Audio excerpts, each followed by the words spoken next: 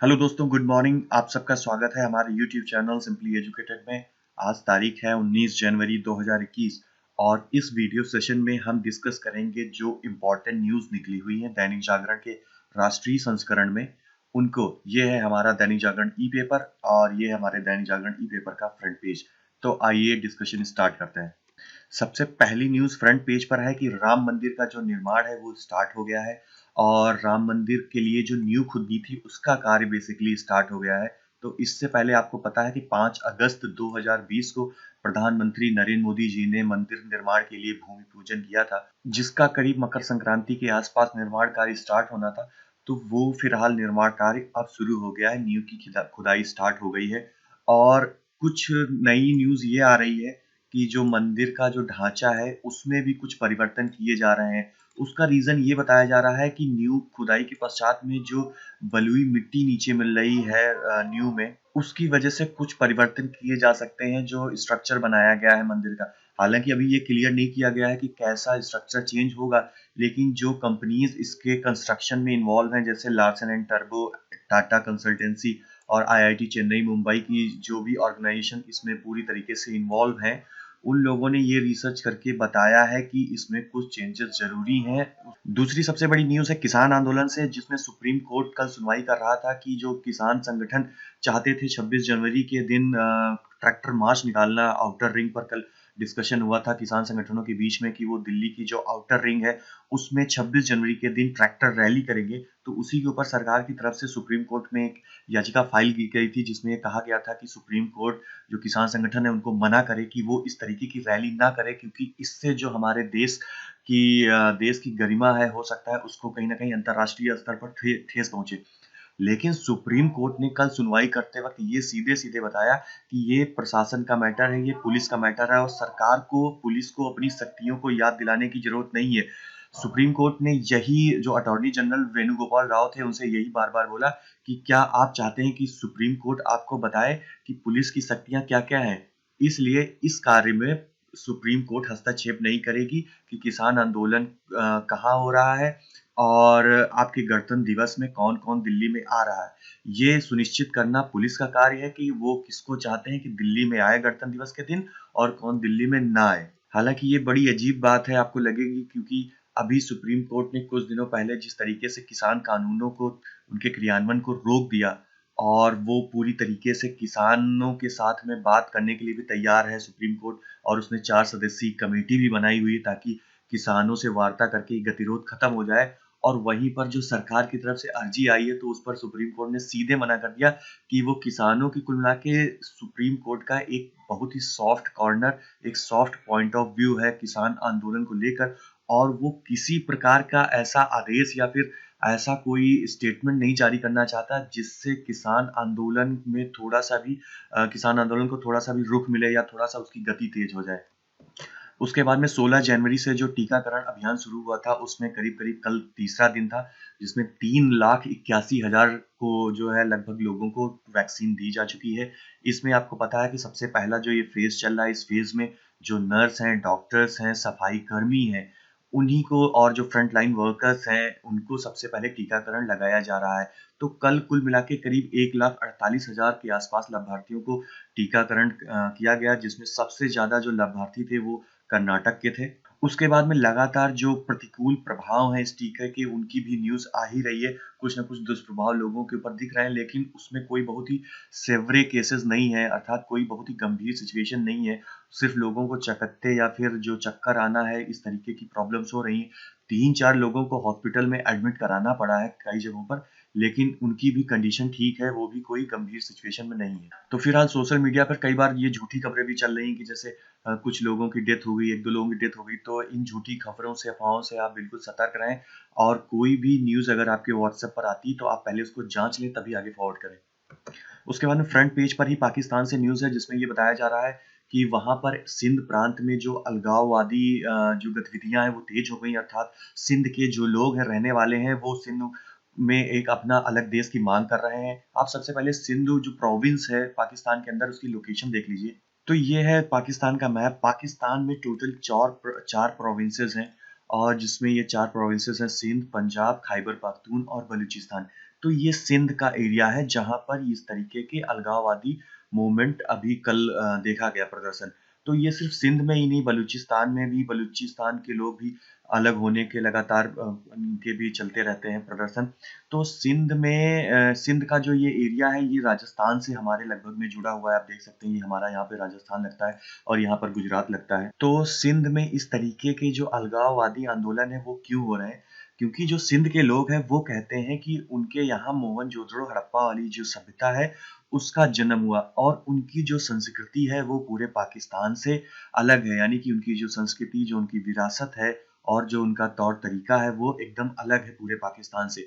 तो इसलिए वो एक अलग देश की मांग करते हैं और इसके लिए जिन महापुरुष ने इस पूरे आंदोलन की शुरुआत की थी जिनका नाम जीएम सईद था, तो कल बेसिकली उनकी जयंती थी। तो उनकी जयंती पर लोग जो है सड़कों पर उतरे और उन्होंने इस आंदोलन के खिलाफ एक कड़ी आवाज उठाई। इस समय पाकिस्तान में लगातार जो है घरेलू उनकी जो परिस्थितियां हैं वो ठीक नहीं है। जो इमरान खान पाकिस्तान के प्रधानमंत्री हैं उनके खिलाफ पूरा विपक्ष बहुत कड़ा रुख अख्तियार किया हुआ है और साथ ही साथ जो ये लगातार आंदोलन चल रहे हैं पाकिस्तान से स्वतंत्र होने के, वो भी पूरे पाकिस्तान में लगभग चल रहे हैं। क्योंकि गिलगिट बाल्टिस्तान जो कि ये एरिया आप देखिए, ये गिलगिट बाल्टिस्तान का एरिया है, इसमें भी लगातार विरोध प्रदर्शन होते रहते हैं पाकिस्तान की सरकार के खिलाफ। क्योंकि यहाँ पर चाइना का इंटरफेरेंस बहुत ज्यादा है। उसके साथ में बलूचिस्तान में माइनॉरिटीज के खिलाफ में जो पाकिस्तान की सरकार है और जो इनकी आर्मी है, और यहाँ अफगानिस्तान के जो तालिबान के मिलिटेंट हैं वो लगातार माइनॉरिटीज को यहाँ पर अत्याचार करते रहते हैं, उनका जीनोसाइड करते रहते हैं। तो इसकी वजह से बलूचिस्तान भी एक स्वतंत्र राष्ट्र चाहता है अपने आप में, और सिंध तो अभी आपने देखा ही। उसके बाद में फ्रंट पेज पर ही न्यूज है कि एलएसी पर चीन जो है वो निर्माण कार्य कर रहा है। तो ये कोई नई न्यूज नहीं है। एलएसी जो हमारा पूरा बॉर्डर है, लाइन ऑफ एक्चुअल कंट्रोल, वास्तविक सीमा, वास्तविक नियंत्रण रेखा, तो उस पर चीन जो है लगातार जो ट्रांसपोर्टेशन करता रहता है, यानी कि रोड्स बनाता रहता है, रेलवे कनेक्टिविटी करता है, और वहां पर जो उनकी छावनियां है उसके लिए बड़े बड़े गांव बसाता रहता है। तो ये कोई नई बात नहीं है। तो अगर आप ये मैप देखेंगे तो इसमें आप देखेंगे हमारी जो लाइन ऑफ एक्चुअल कंट्रोल है, लाइन ऑफ एक्चुअल कंट्रोल को जो है 3 हिस्सों में डिवाइड किया गया है चाइना के बॉर्डर के साथ में। एक इसको हम वेस्टर्न सेक्टर यानी कि पश्चिमी हिस्सा कहते हैं, ये सेंट्रल सेक्टर, मिडिल सेक्टर होता है, और ये ईस्टर्न यानी कि पूर्वी हिस्सा। तो इसकी जो टोटल लंबाई है चाइना का जो बॉर्डर इससे लगता है 1570 किलोमीटर, और ये 545 किलोमीटर जो उत्तराखंड की बॉर्डर लगती है चाइना के साथ में।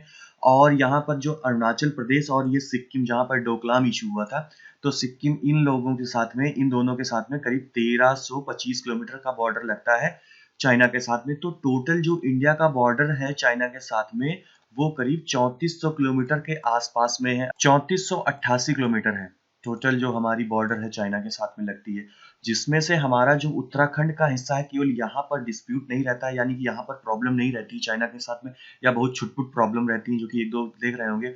लेकिन ये जो अक्साई चीन का हिस्सा है जिसको चाइना के साथ में युद्ध के दौरान चाइना ने कब्जा कर लिया था, तो यहाँ पर बहुत सारी प्रॉब्लम्स रहती है। यहीं पर पैंगोंग सू लेक है जो जिसके बारे में आप लगातार सुनते रहे होंगे, जहाँ पर चाइनीज अतिक्रमण चलता रहता है। तो इस समय न्यूज यहाँ पर अरुणाचल प्रदेश से है, और यहाँ पर तो ये जो सैटेलाइट पिक है आप देख रहे होंगे, तो ये सैटेलाइट पिक में देखिए 2 अगस्त 2019 में ये था इस लोकेशन पर, और अब इस तरीके का पूरा डेवलपमेंट कर दिया है चाइना ने अरुणाचल प्रदेश में, सुबनसिरी जिले के पास में जो बॉर्डर है चाइना का लगता है वहां पर।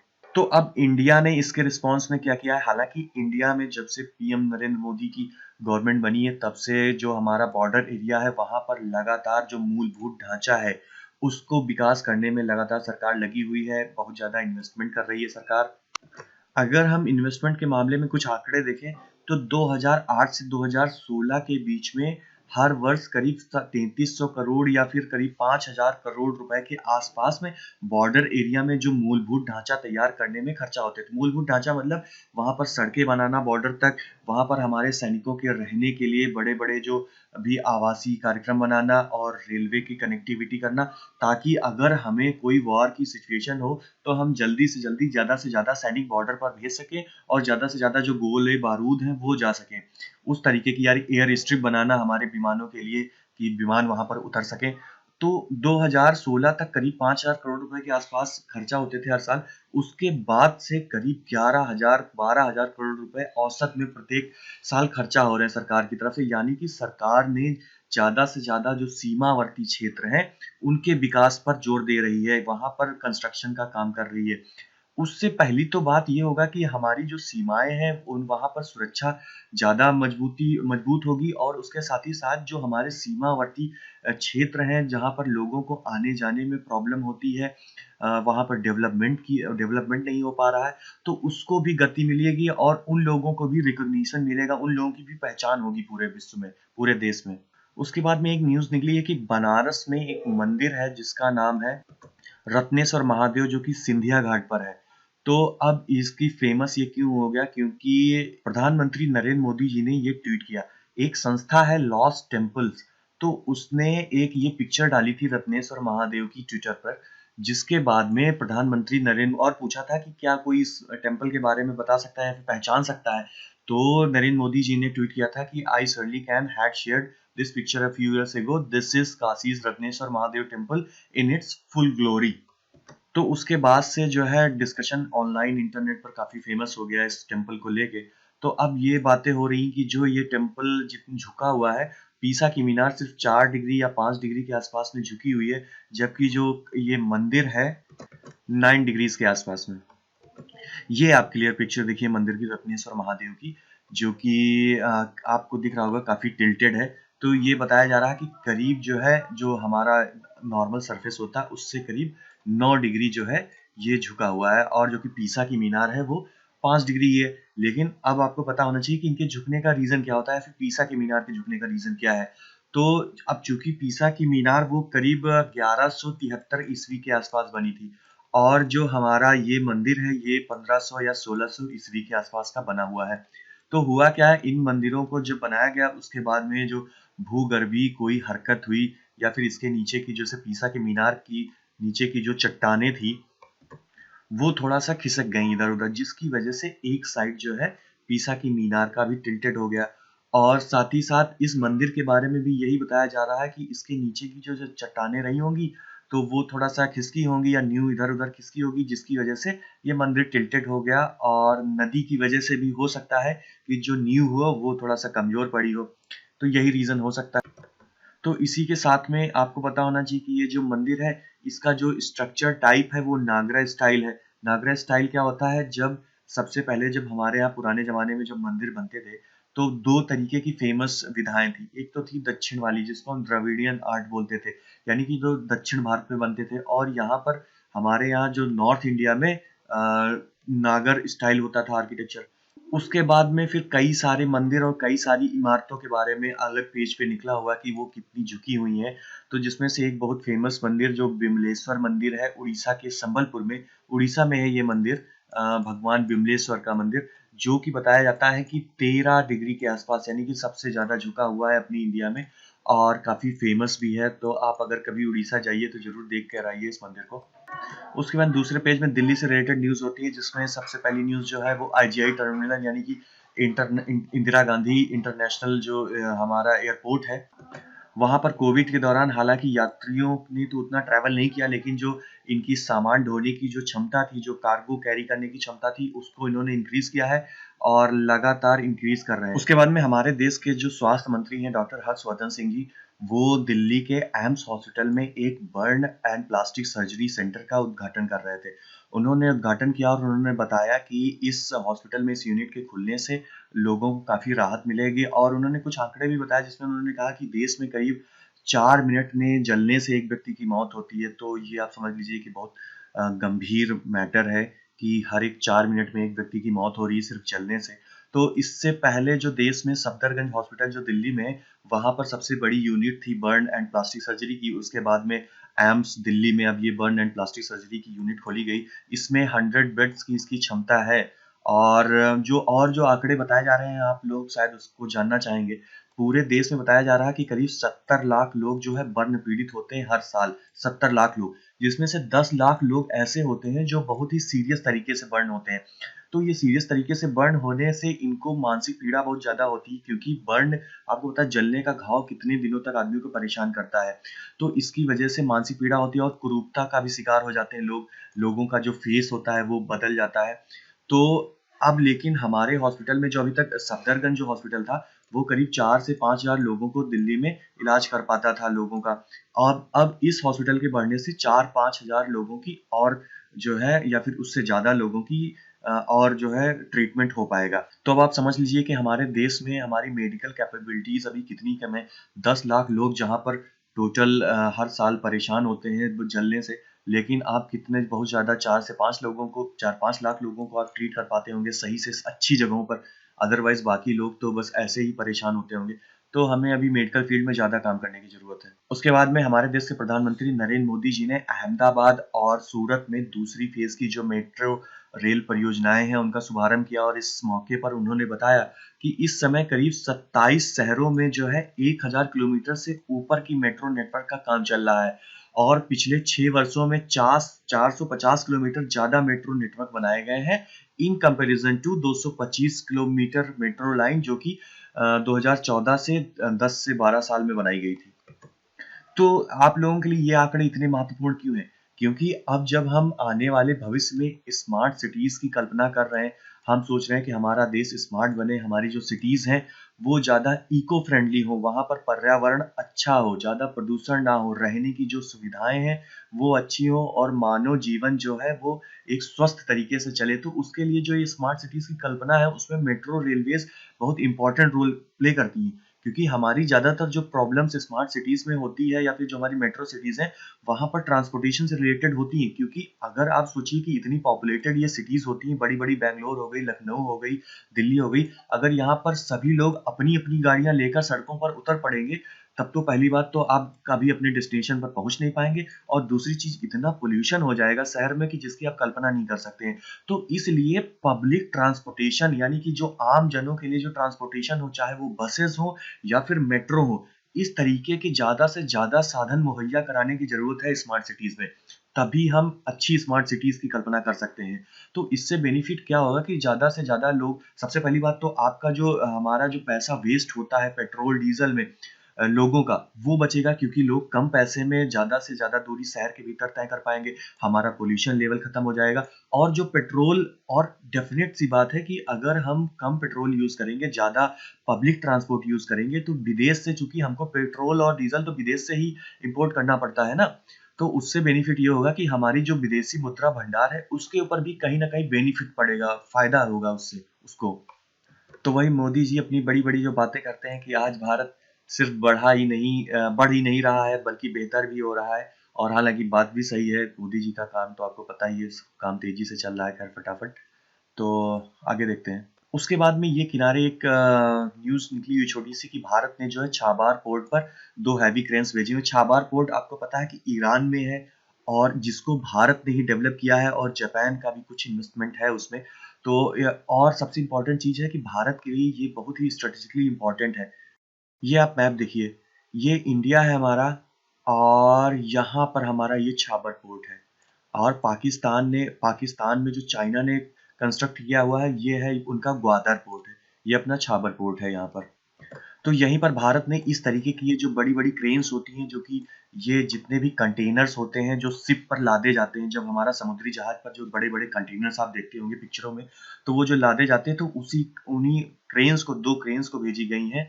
तो ये भारत का जो प्रतिबद्धता है कि भारत इसका विकास करेगा इस पोर्ट का और वहाँ का जो आधारभूत ढाँचा है, उसको प्रोवाइड करेगा। तो उसी की जो भारत ने अपना डिक्लेयर किया था, उसी को पूरा करने के लिए 2 क्रेन्स भेजी गई हैं। और जो ये क्रेन है ये आप मान लीजिए करीब 1400 कुंटल के आसपास का वजन एक बार में उठा सकती है। यानी कि अब आप सोच लीजिए कि 1400 बोरे जो बड़े-बड़े होते हैं आप देखते होंगे गाँव में, तो उस तरीके के बोरों को एक साथ में उठा सकती है। और एक अच्छी न्यूज़ आईआईटी और मेडिकल की एग्ज़ाम की प्रिपरेशन करने वाले बच्चों के लिए है कि अब चूँकि कोविड की वजह से बच्चे बहुत ज़्यादा पढ़ तो पाए नहीं, तैयारी तो कर नहीं पाए क्योंकि कोचिंग्स वगैरह खुली नहीं थी, स्कूल्स खुले नहीं थे।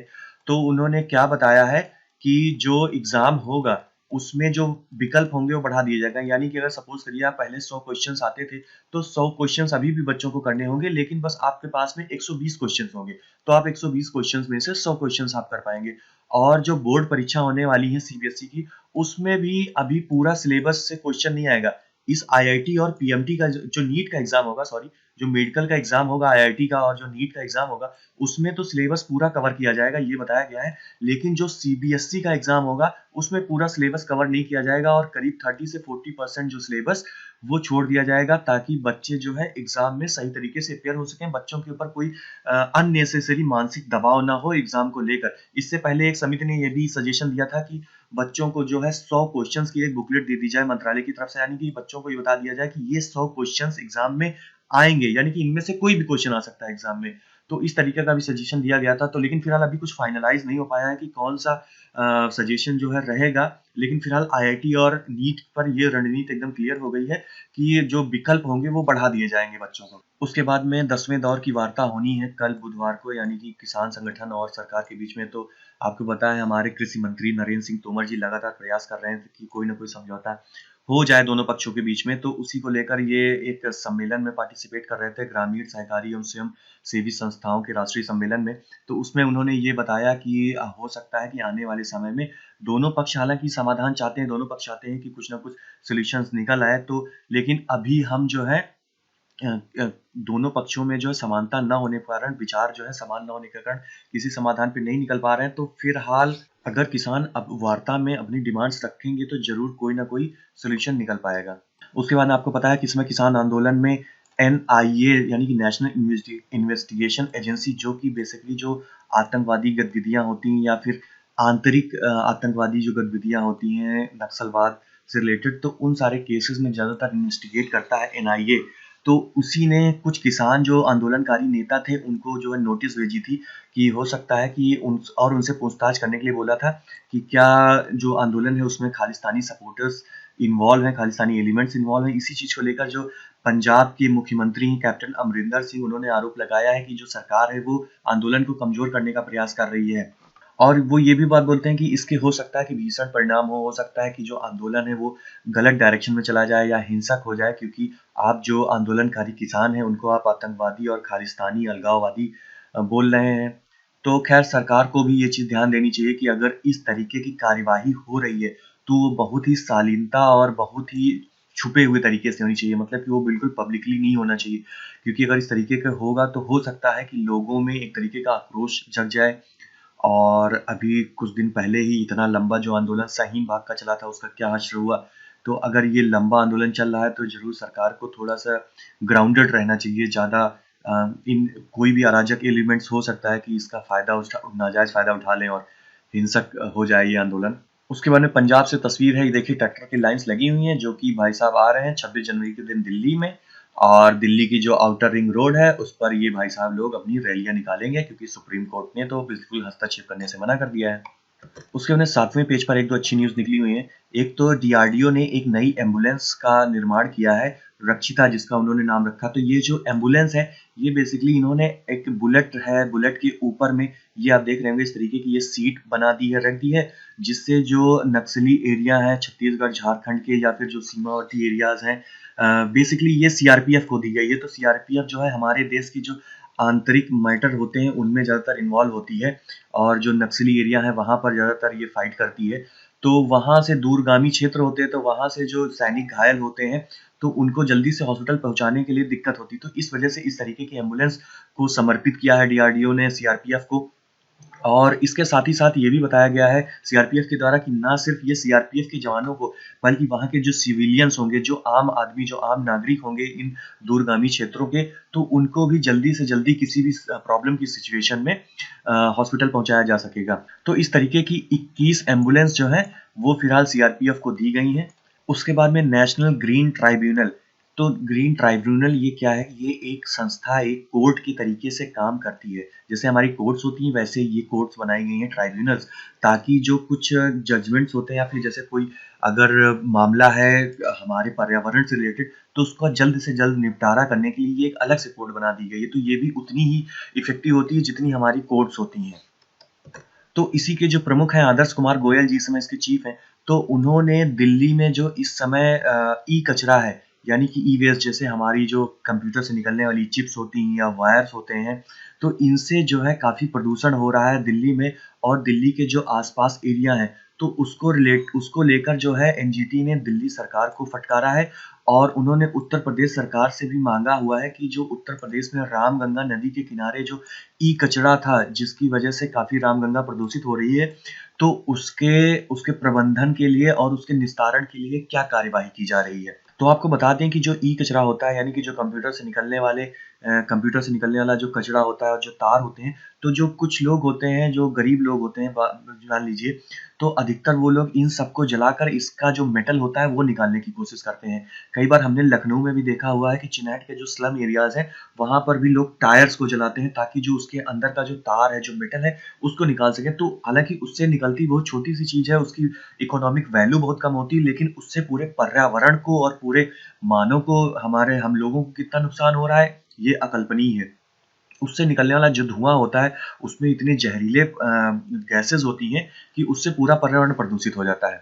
तो इस तरीके का कार्य जो है वो इल्लीगल तरीके से रामगंगा नदी के किनारे के जो एरियाज़ हैं, जैसे मुरादाबाद और बरेली डिस्ट्रिक्ट में, तो वहाँ पर इस तरीके के काम बहुत होते हैं। तो अगर आप ये मैप देखिए, तो ये है हमारी रामगंगा रिवर, जो कि गंगा नदी में आके मिल जाती है फर्रुखाबाद के आसपास में।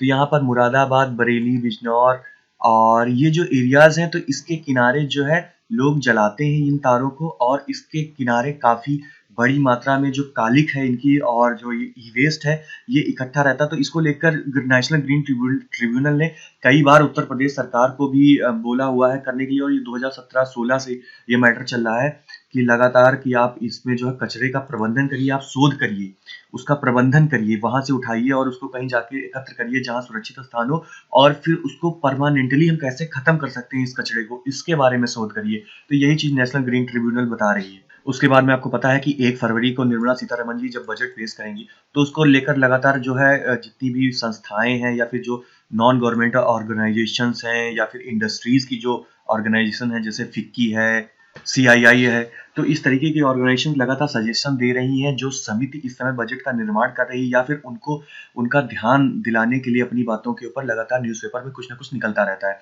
तो आज बेसिकली निकला हुआ है कि अगर हम आम आदमी के हाथ में ज़्यादा पैसा दे दें, तो वो ज़्यादा खर्चा करेगा, और जब ज़्यादा खर्चा करेगा तो सामान की ज़्यादा डिमांड होगी, तो ज़्यादा सामान मतलब कि बनेगा हमारे देश में, जिससे ज़्यादा एम्प्लॉयमेंट लोगों को मिलेगा। तो ये पैसा हम कैसे बढ़ा सकते हैं? तो ये पैसा हम बढ़ा सकते हैं कि अगर इनकम टैक्स में हम राहत दे दें।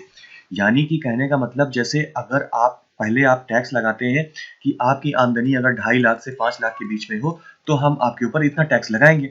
तो आप अगले बजट में ये बोल दीजिए कि हम 5 लाख तक कोई टैक्स ही नहीं लगाएँगे।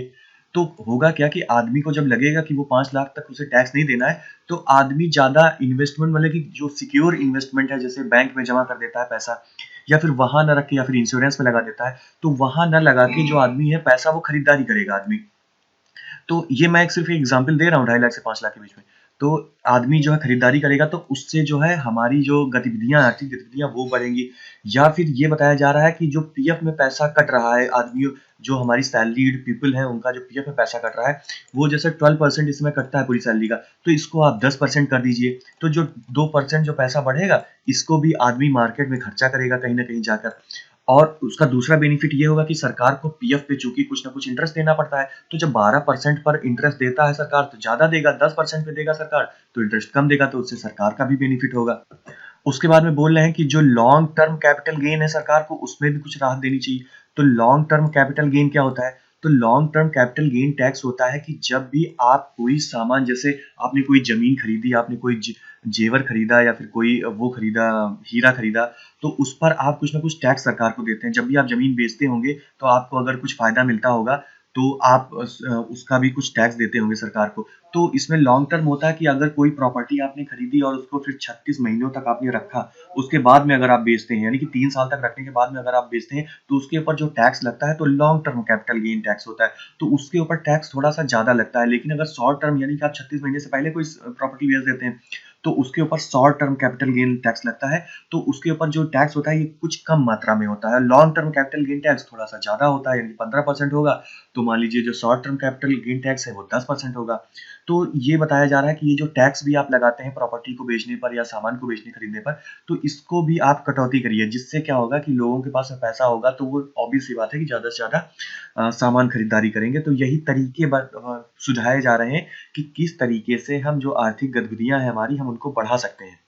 उसके बाद में पेट्रोल की कीमतों के बढ़ने के बारे में है कि पेट्रोल जो है इस समय दिल्ली में 84.95 रुपए का हो गया और मुंबई में 91.56 का हो गया है। आप बताइए आपके शहर में कितने का है पेट्रोल?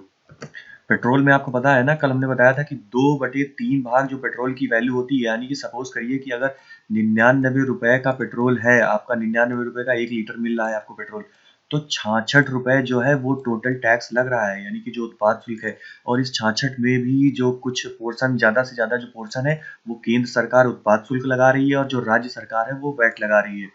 तो आप समझ लीजिए कि कितना सस्ता पेट्रोल आता है हमारे देश में और हमको कितना महंगा मिल रहा है।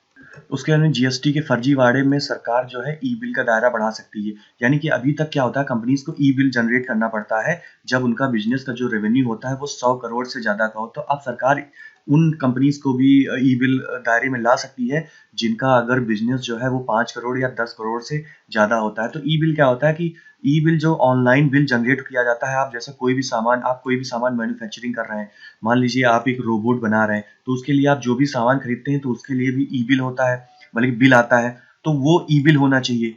और आप जब इस सामान को बेचेंगे तो इसके लिए भी, जब आप जनरेट करेंगे तो इसके लिए भी ई बिल होगा। तो ई बिल से होता क्या कि जब एक बार सिस्टम से जनरेट हो जाता है तो आप उसको चेंज नहीं कर सकते। यानी कि कई बार क्या होता है कि समय के साथ में आदमी क्या करता है कि पुरानी डेट में दूसरा बिल जनरेट कर देता है। यानी कि अगर सामान उसने 100 रुपए का बेचा होगा तो वो कुछ दिनों बाद में, पिछले जब कुछ समय बीत जाएगा, उसके बाद में जब इस सामान को दिखाना होगा तो वो दिखा देगा कि नहीं, हमने ये सामान तो 50 रुपए में बेचा था। तो इस तरीके से क्या होता है कि सरकार को बहुत नुकसान होता है। तो सरकार ने यही कोशिश की है कि जो ई बिल का दायरा है वो बढ़ाएंगे, और ताकि ये जीएसटी का जो फर्जीवाड़ा है वो रुक सके। उसके बाद में ऑनलाइन गेमिंग में एक रेगुलेटरी बनाने के लिए भी मांग की गई है। जो उद्योग कंपनियां हैं ऑनलाइन गेमिंग से, आप लोग खेलते होंगे, ड्रीम 11 खेलते होंगे, और जो एक रम्मी, जो ताश वाली एक गेम होती है ऑनलाइन, बहुत चलती है। तो इस तरीके की जो गेमिंग कंपनीज हैं उन लोगों ने सरकार से एक रिक्वेस्ट की है कि पूरी इस तरीके की जो कंपनीज हैं जो ऑनलाइन गेमिंग बनाती हैं, उनके लिए एक रेगुलेटरी, यानी कि एक नियामक बनाया जाए। जैसे हमारे यहाँ आरबीआई है बैंकों को रेगुलेट करने के लिए, इंश्योरेंस को रेगुलेट करने के लिए आईआरडीआई है, तो उसी तरीके से गेमिंग को, क्योंकि गेमिंग का आने वाले समय में स्कोप बहुत ज़्यादा है, क्योंकि लगातार आप देख रहे होंगे जो ये गेमिंग कंपनीज हैं ये बढ़ रही हैं, फैंटेसी स्पोर्ट्स वाली। तो अब ये चूंकि बढ़ रही हैं तो ऐसा भी संभावनाएं हैं कि इसमें कुछ अनियमितताएं हो, मतलब ये लोगों के साथ में चाहे डेटा से रिलेटेड प्रॉब्लम हो, या फिर हो सकता है लोगों को फर्जीवाड़ा कर सकती हैं, लोगों से पैसा ले सकती हैं, और फिर उसका इस्तेमाल गलत चीज़ों में भी हो सकता है। तो इस तरीके की एक नियामक जो बनाने की ज़रूरत है। अभी फ़िलहाल शायद देश में कोई नियामक एजेंसी है नहीं जो ऑनलाइन, जो भी ऑनलाइन कंटेंट मैनेजमेंट करने के लिए संस्थाएँ हैं या रूल्स हैं, लेकिन स्पेशली अलग से ऑनलाइन गेमिंग को देखने के लिए या फिर उसके लिए, उसको मैनेज करने के लिए, उसको नियम करने के लिए कोई भी अभी रेगुलेटरी नहीं है। तो उसी चीज़ की माँग हो रही है। उसके बाद में शपथ ग्रहण से पहले जो है तब्दील हुआ वाशिंगटन डीसी छावनी में। तो छावनी बन गई क्योंकि करीब, आपको पता है कि वहाँ पर अभी भी लगातार जो कुछ स्टेट्स हैं, वहाँ की जो स्टेट्स हैं, वहाँ पर जो प्रदर्शनकारी हैं वो अभी भी हथियार लेके घूम रहे हैं और ट्रम्प का समर्थन कर रहे हैं। वो एग्री कर रहे हैं कि हम जो है इस इलेक्शन से सेटिस्फाइड नहीं। तो अभी भी वहाँ पर जो है विरोध प्रदर्शन जारी है जो स्टेट्स में। ऐसा नहीं है कि जो कैपिटल हिल वाला मैटर हो गया उसके बाद में वहाँ शांति हो, बिल्कुल शांति नहीं है वहाँ पर। और ये वहाँ कर देखिए, जो ट्रम्प का विरोधी एक समर्थक है वो इनकी एक, जो भी ये मूर्ति नहीं है, ये एक कार्डबोर्ड पे बना हुआ वो है, तो उसको गिरा रहा है, ये एक प्रदर्शन कर रहा है। उसके बाद ट्रम्प के समर्थन में बोलने वाली एक सांसद का ट्विटर अकाउंट भी बंद कर दिया गया। तो ट्विटर जो है वो लगातार अकाउंट्स बंद करता जा रहा है जो भी हेट्रेड फैलाने की कोशिश कर रहे हैं या फिर जो भी इलेक्शंस का विरोध कर रहे हैं, जो बाइडन का विरोध कर रहे हैं। तो ट्विटर बेसिकली ये प्रयास करना चाह रहा है कि जो भी हिंसात्मक कार्यवाही हुई है पिछले कुछ दिनों में, अराजकता फैली देश में, अब वो दोबारा ना फैले। वो इसीलिए वो इस तरीके के नेताओं के जो बयान हैं उनको देखते ही तुरंत उनका अकाउंट बंद कर देता है। तो आप समझ सकते हैं कि यूएस जैसी शक्तिशाली देश में जो इतने शक्तिशाली नेता हैं वहाँ के, उनकी आवाजों को ट्विटर बंद कर दे रहा है। तो अब आप ट्विटर की शक्ति समझ लीजिए कि कितना ट्विटर आम लाइफ में इंपॉर्टेंट हो गया, और ट्विटर अपने आप में कितना शक्तिशाली हो गया है। हाँ, उसके बाद में मैं एक चीज़ बताना चाह रहा था कि ये कैपिटल हिल परिसर है यूएस का, जहाँ पर जो बाइडेन जो है इस परिसर में शपथ ग्रहण समारोह होगा उनका। उसके बाद में ये आखिरी न्यूज़ जो पूरे पेपर की, आप ये जान लीजिए कि अभी भी कोविड का जो प्रकोप है वो कम नहीं हुआ है। कोरोना से मरने वाले की संख्या पूरे विश्व में जो है कल जो है 1 सप्ताह में, पिछले 1 सप्ताह में 1 लाख से अधिक हो गई। तो अब कुल मिला के टोटल पूरे विश्व में जो है वो 20 लाख से ज़्यादा लोग मर चुके हैं। अभी इंडिया में भी लगभग में प्रत्येक दिन जो है 200-300 लोगों के डेथ होने की न्यूज़ आती है लगातार। हालाँकि रिकवरी रेट 96% से ऊपर है और जो डेथ रेट है वो 1.4% ही है पूरी इंडिया में। लेकिन अभी भी लगातार केसेस जो हैं आ ही रहे हैं, तो अभी भी आप लोगों को सतर्क रहने की ज़रूरत है। इंडिया में टोटल अब तक करीब 1,80,000 से ऊपर लोगों की डेथ हो चुकी है कोविड की वजह से, और सबसे ज़्यादा जो केसेस हैं वो यूएस में डेथ हुई हैं। करीब 4 लाख के आसपास लोग जो हैं वो डेथ हो चुकी है उनकी कोविड की वजह से।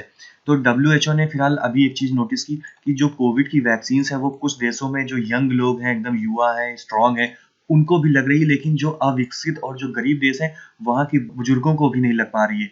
तो इस तरीके से डब्ल्यूएचओ ने ये काफ़ी अपनी नाराज़गी ज़ाहिर की है कि पूरे विश्व को ये बात समझनी चाहिए कि सिर्फ़ उनको अपना ही स्वार्थ नहीं देखना चाहिए लोग, हमें सिर्फ़ अपने देश को नहीं, पूरी मानव जाति को भी बचाना है, तो हमें उनके बारे में भी सोचना चाहिए जो टीका लगवाने में असक्षम है, या जो देश टीका बनाने में या प्राप्त करने में असक्षम है, हमें उनका भी सपोर्ट करना चाहिए।